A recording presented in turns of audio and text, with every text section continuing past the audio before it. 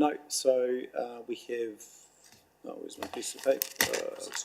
Should we just get a second that you'll work with me on the Oh, process, yes, yeah, so maybe just as a, Councillor Pye. sorry, just as a quick recommendation, so just as a, I might just move that I work with the Chief Executive on that, on the discussion we've just had on the efficiency, procurement and efficiency, and efficiency of council. opportunities.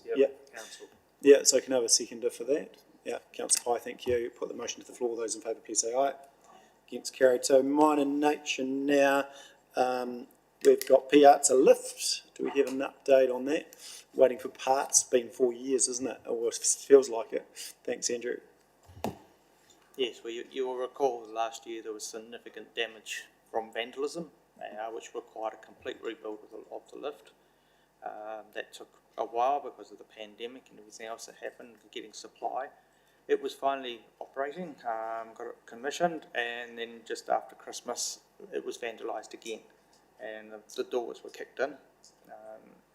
That has required us to get new doors, and they arrived in the country this week, and so next week we'll get them installed, and the lift should be operating the week after, or at least by the end of next week anyway, at the best. Just on the damage, Andrew, are we getting some sort of CCTV on it so we can actually hold these people into account if it's a target? Following the earlier vandalism event, we actually installed a whole lot more cameras around it. We have laid a complaint with police, reported the damage, but there hasn't been any action. I guess the vandals haven't been identified.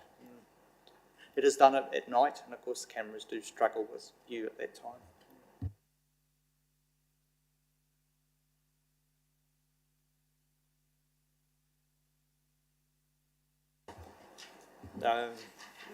For the doors, it's around about $10,000.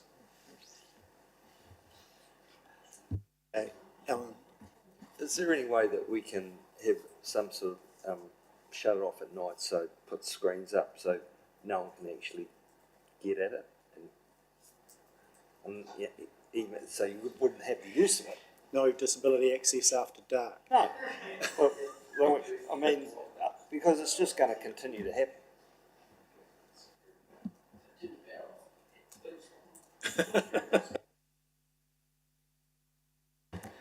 Yeah, the only thing you could do is put a sort of like a steel plate barrier on the doors, but they're not just vandalising the doors, they're vandalising the lift shaft as well, which is made of glass. So it's a constant battle. It generally only happens during the summer. As we get into the winter, it gets too cold for them, and they stay home. The school holidays, unfortunately, are the worst. I love it. Thank you. Moving on, we then have Main Road. I've reached out to James Cagle, and he hasn't replied to me.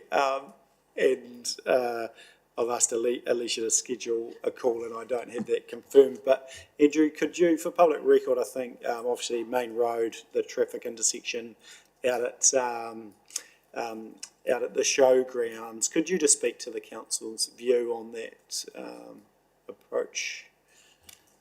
So yeah, what we have out there is a temporary solution to allow the traffic to enter the showgrounds.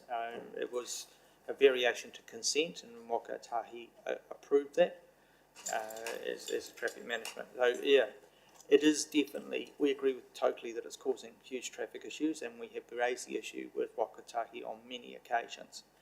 I understand they are coming down next week to have a review of it, and there is some options that they can make in tweaking those signals. Also, they're planning to have Grants Road open, and then they can make further adjustment to the signals as well. It is, yeah, when the final arrangement is in place, it should be a lot better and much more efficient.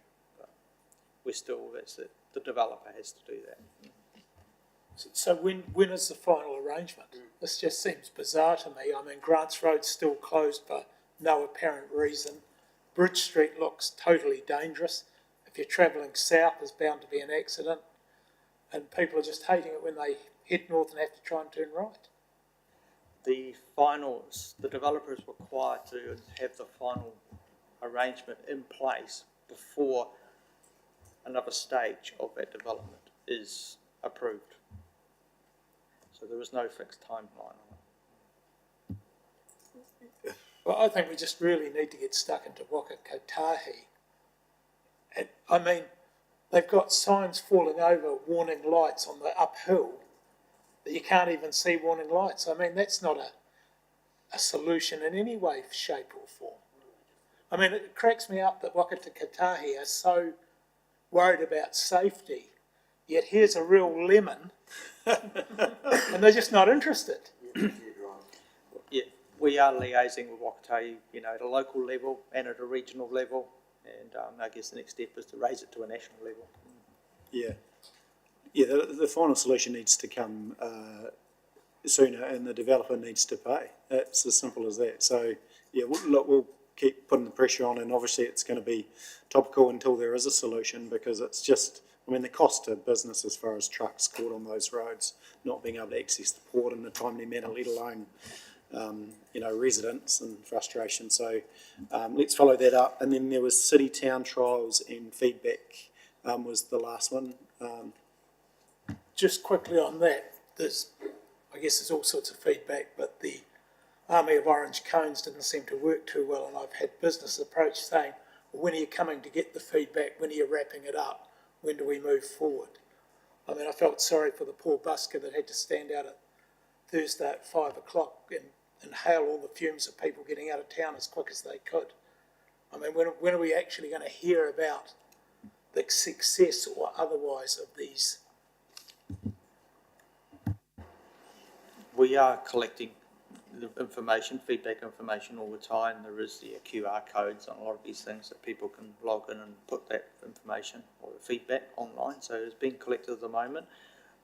After the Station Street trial, which is one that was not well received by the public, we have had a bit of a pause and a bit of rethink on moving forward on the next set of trials. So we're still working through that process. I've got a meeting with ISMIS tomorrow to discuss how we can progress further. Because there is, as far as that contract with ISMIS is technically on hold at the moment.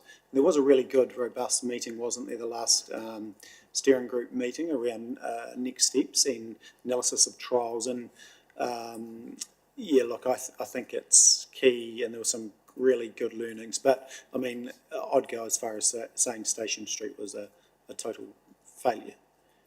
Well, maybe we got a little bit of feedback, but not far off. Let's admit our mistakes. Trials, there are successes and there are failures. And I have to say that one was a failure.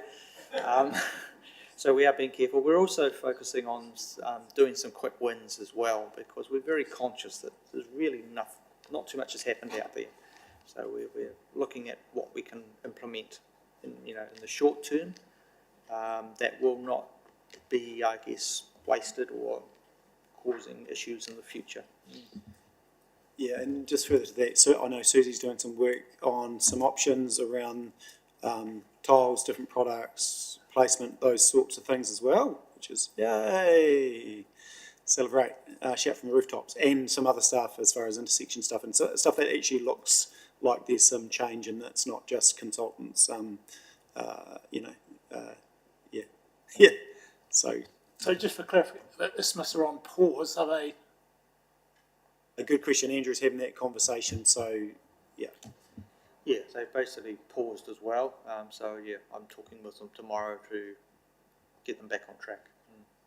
They were concerned about the response that they got with the Station Street trial, and a little bit cautious moving forward on future trials that involve one-way and road closures.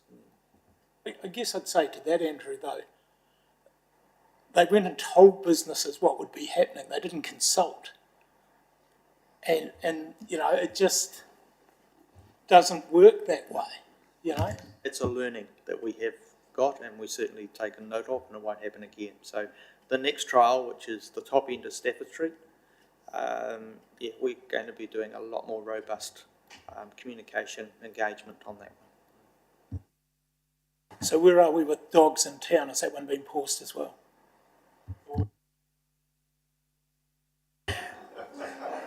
Yeah, that trial was to go in conjunction with the top end of Stafford Street trial in the Piazza. So yeah, it is paused as well. Yeah.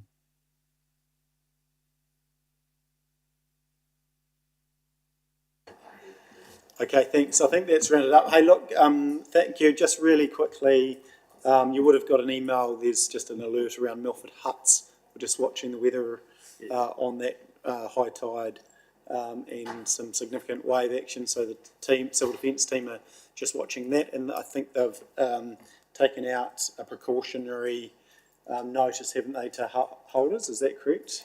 Yeah. So that's It's a watching brief. It's Yeah. a watching brief at the moment. I think there's a meeting shortly Yeah. with our group. Yeah. So just to make you aware of, but you'll get kept up to date. Look, thank you. That's the latest one I've chaired. Thank you to everyone. We've got public excluded minutes. Yes, but I will thank everyone in public for all your hard work, and those that don't need to be here for public excluded minutes, which is most of you, you're more than welcome to exit and go home. Thanks, Michael, for being here for the entirety. Well done. Thank you. Get the Community Board of the Month award member. Yeah.